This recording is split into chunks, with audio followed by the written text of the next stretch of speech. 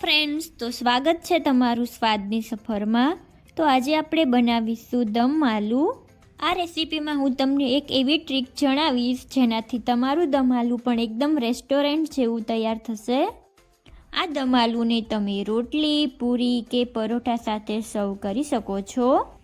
આજે આપણે આ દમ આલુ કોઈ પણ જાતની વધુ મહેનત કે ઝંઝટ વગર માત્ર 15 જ મિનિટમાં તૈયાર કરીશું।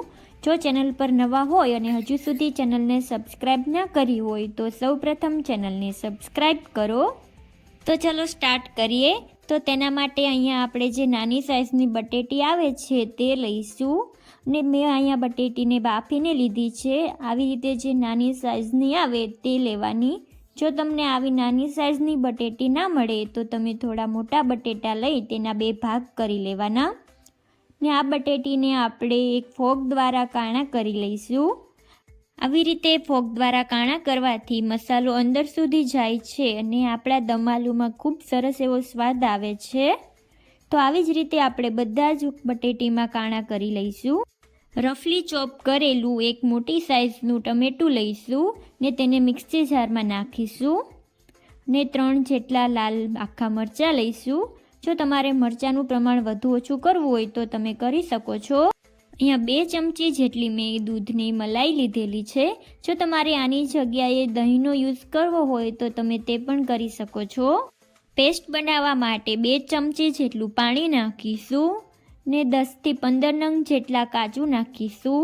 કાજુ નાખવાથી આપણા દમ આલુમાં ખૂબ સરસ એવો ટેસ્ટ આવે છે ને તેનું ઢાંકણ બંધ કરીશું અને બધી જ વસ્તુને ગ્રાઇન્ડ કરી લઈશું ને ઢાંકણ ખોલીશું તો તમારે એકદમ આવી સ્મૂથ એવી પેસ્ટ બનાવી લેવાની છે।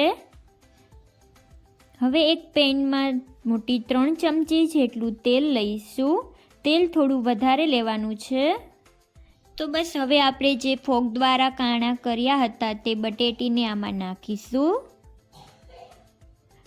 અને તેને સરસ રીતે મિક્સ કરતા જઈશું।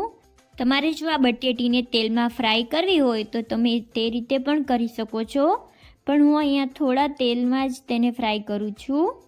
તો તેનો થોડો એવો કલર ચેન્જ થાય ત્યારબાદ 1/4 ટીસ્પૂન જેટલી હળદર નાખીશું ને થોડું એવું કાશ્મીરી લાલ મરચું પાવડર નાખીશું ને બટેટીને સારી રીતે મિક્સ કરતા જઈશું। જો તમને મારી રેસિપીઝ ગમતી હોય તો વિડીયોને લાઈક કરો, વધુમાં વધુ શેર કરો ને ચેનલને સબસ્ક્રાઈબ કરવાનું ભૂલતા નહીં। તો બસ બટેકી ફ્રાય થઈ ગઈ છે ને હવે આપણે તેને એક ઝારા દ્વારા કાઢી લઈશું। તે જ પેનમાં આપણે 1/4 ટીસ્પૂન જેટલું જીરું નાખીશું ને જીરું સારી રીતે કકડી જાય ત્યારબાદ એક તમાલપત્ર નાખીશું, એક બાદિયાનું ફૂલ નાખીશું, એક નાનો તજનો ટુકડો નાખીશું અને 3 જેટલા લવિંગ નાખીશું ને બધા જ મસાલાને સારી રીતે મિક્સ કરી લઈશું જેથી તેનો વઘારમાં ખૂબ સરસ એવો સ્વાદ આવી જાય। ત્યારબાદ તેમાં આપણે ઝીણી સમારેલી 1 નંગ જેટલી ડુંગળી નાખીશું।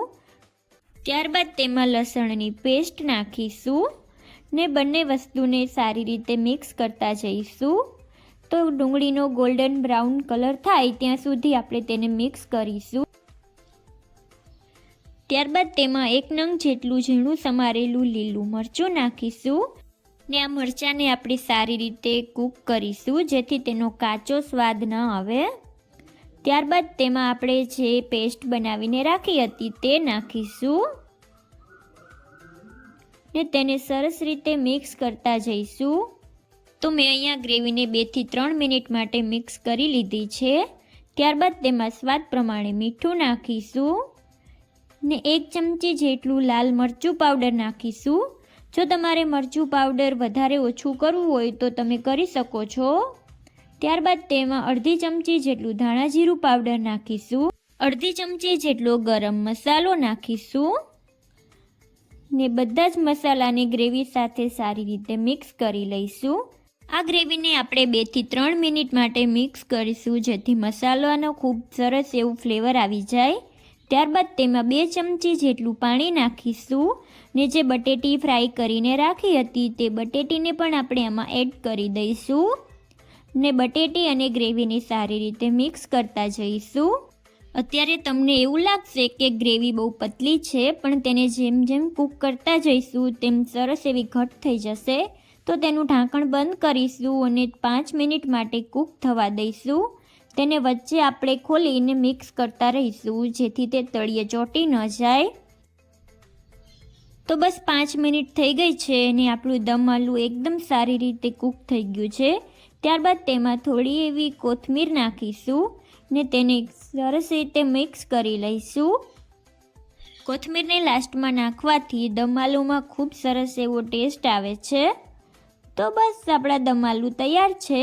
તો તેને સર્વ કરવા માટે આપણે એક પ્લેટમાં કાઢી લઈશું ને ઉપરથી થોડી એવી ગ્રેવી નાખીશું ને તેને ગાર્નિશ કરવા માટે ઉપરથી કોથમીર સ્પ્રિંકલ કરીશું.